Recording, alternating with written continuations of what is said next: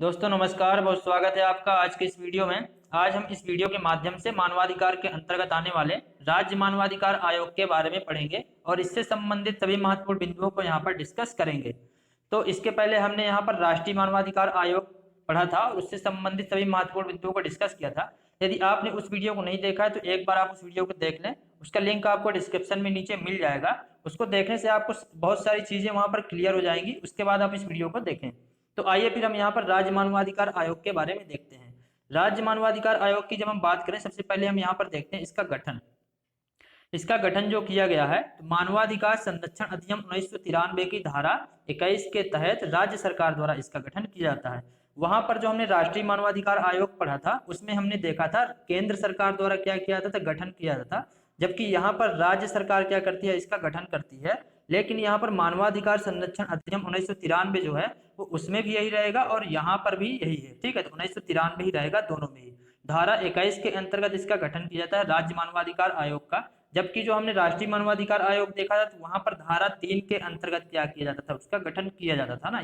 इसकी संरचना की बात करेंगे जब हम, तो यहाँ पर देखेंगे कितने अध्यक्ष होंगे, कितने सदस्य होंगे, इनको कैसे यहाँ पर नियुक्त किया जाएगा ना, ये सब चीजें हम यहाँ पर देखेंगे। तो इसका अध्यक्ष जो होता है वह कौन होता है, किसी उच्च न्यायालय का मुख्य न्यायाधीश जो होगा, यानी कि जो हमारा हाई कोर्ट होता है राज्य के अंदर, तो उसका जो मुख्य न्यायाधीश होता है उसको यहाँ पर अध्यक्ष के रूप में बनाया जा सकता है। ठीक, इसके बाद यहाँ पर बात करते हैं इसके सदस्य की। इसके सदस्य की जब हम बात करते हैं, तो यहाँ पर जो किसी उच्च न्यायालय का न्यायाधीश है या रहा है। अभी हमने इसका जो अध्यक्ष देखा, यहाँ पर कौन था, मुख्य न्यायाधीश था उच्च न्यायालय का। अब यहाँ पर जो सदस्य है उच्च न्यायालय का न्यायाधीश जो होगा, वो यहाँ पर क्या होता है, या तो अभी कार्यरत होगा या क्या या सेवानिवृत्त हो चुका होगा, उसको यहाँ पर जो है तो सदस्य के रूप में बनाया जा सकता है। ठीक है, या फिर यहाँ पर राज्य में जिला न्यायालय जो होता है, जिला न्यायालय जिले के अंदर होता है जो, तो वहां पर जो न्यायाधीश कार्य कर रहे हैं या सेवानिवृत्त हो चुके हैं, तो उनको भी यहाँ पर क्या किया जाता है, नियुक्त किया जा सकता है। लेकिन जो जिला न्यायाधीश होता है, तो कम से कम 7 वर्ष का उनके पास क्या होना चाहिए, अनुभव होना चाहिए। उस व्यक्ति को ही यहाँ पर जो है तो सदस्य के रूप में नियुक्त किया जा सकता है ना। इस तरह से यहाँ पर हो गए 2 सदस्य।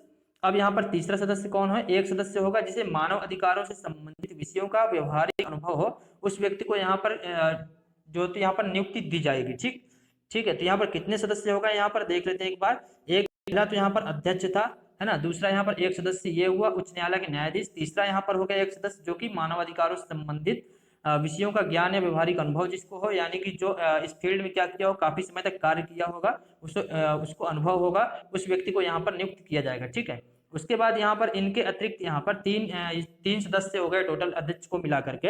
अब यहाँ पर एक सचिव भी होता है। एक सचिव जो होगा तो वो क्या होगा, मुख्य कार्यपालक अधिकारी होगा आयोग का। ठीक है, सचिव होगा जो कि मुख्य कार्यपालक अधिकारी होगा, और यह राज्य सरकार के सचिव की पंक्ति से अनिम्न पंक्ति का होगा, यानी कि सचिव की पंक्ति से नीचे का ये नहीं होगा, है ना। अनिम्न यानी कि नीचे का नहीं होगा जो। ठीक है, ये हो गया। इसके बाद हम बात करते हैं इसके मुख्यालय की। इसके अगर हम मुख्यालय की बात करें, तो ये क्या, जो राज्य सरकार होती है वह अधिसूचना द्वारा जो निर्दिष्ट करती है, यानी कि राज्य सरकार अधिसूचना निकाल करके जो स्थान निश्चित करती है इसके मुख्यालय के लिए, वह यहाँ पर हो जाएगा। ठीक है, तो यहाँ पर मध्य प्रदेश की अगर बात करें, तो मध्य प्रदेश के अंतर्गत भोपाल में जो है इसका मुख्यालय यहाँ पर हो जाएगा, है ना।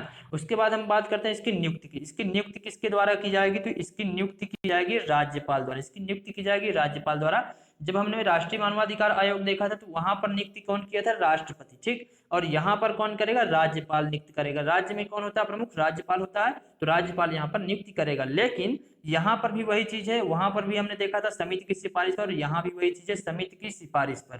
ठीक, इस समिति में यहाँ पर कौन होगा, वहां पर जो हमने राष्ट्रीय मानवाधिकार आयोग देखा था वहां तो थे कौन, प्रधानमंत्री, और यहाँ पर होगा क्या, मुख्यमंत्री होगा, क्योंकि राज्य की बात है तो यहाँ पर मुख्यमंत्री होगा।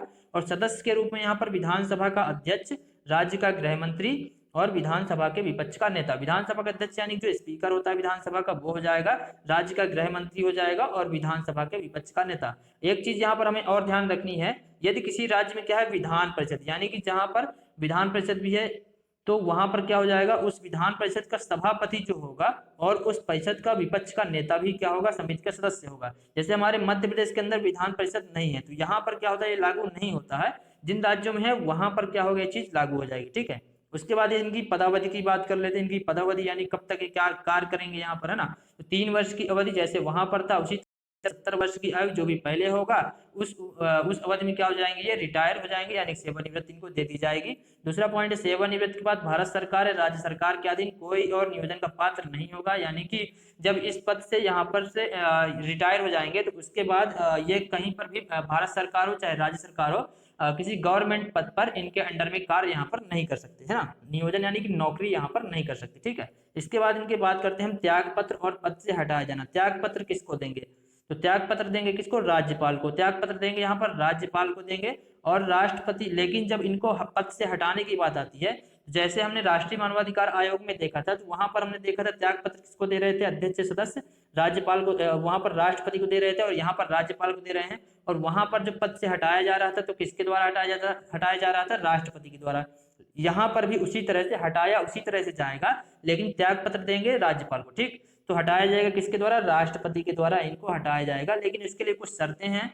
उसी तरह से जैसे हमने अन्य आयोगों में देखा है, तो पहला यहाँ पर पहली शर्त क्या है, यहाँ पर साबित कदाचार या असमर्थता के आधार पर। दूसरा है दिवालिया घोषित होने पर, अपनी पदावधि के दौरान अपने पद के कर्तव्यों के अतिरिक्त संवैधानिक नियोजन करने पर, यानी दूसरी जगह क्या करते हैं, नौकरी करते हैं और वहां पर भी वेतन लेते हैं, दो जगह कार्य कर रहे हैं, दो जगह से वेतन ले रहे हैं ना, तो ऐसी स्थिति में इनको हटाया जा सकता है राष्ट्रपति द्वारा। फिर यहाँ पर मानसिक या शारीरिक शिथिल, यानी कि मानसिक रूप से अगर कोई विकृत हो जाए, पागल हो जाए, है ना, इस शारीरिक रूप से क्या है, कार्य करने के योग्य नहीं रह जाता है, तो ऐसी स्थिति में इनको इनके पद से हटाया जा सकता है। और फिर यहाँ पर लास्ट जो हमारा पॉइंट क्या है, कारावास से दंडित होने पर, यानी कोई अपराध ये करते हैं और जेल चले जाते हैं, तो ऐसी स्थिति में क्या हो जाएगा, इनको इनके पद से हटाया जा सकता है। फिर यहाँ पर देखते हैं इनके वेतन भत्ते और सेवा की शर्तें जो पहले से विहित हो।